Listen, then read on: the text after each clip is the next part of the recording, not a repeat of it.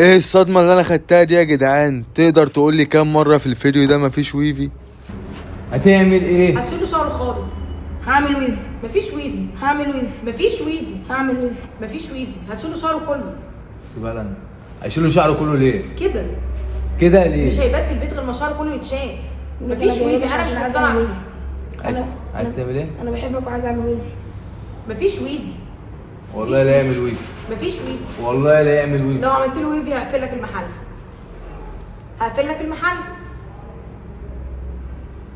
وربنا اللي عامل له ويفي. مفيش ويفي. لا لا لا والله. مفيش ويفي. وطي دماغك. اتفضلي اقعدي هنا بعدين. مفيش ويفي. اتفضلي اقعدي. مفيش ويفي.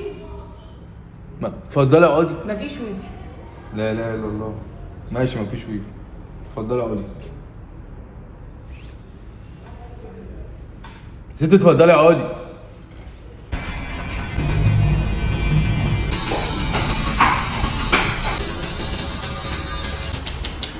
لا خد هنا كده تعالى. ايه ده؟ ايه ده؟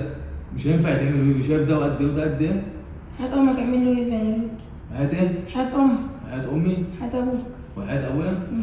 وهات امك اللي عايز تقفل المحل مش هيتعمل. الموضوع ده فعلا بيضايقني يا جدعان، شعره من قدام قصير جدا ومش هينفع يتلف.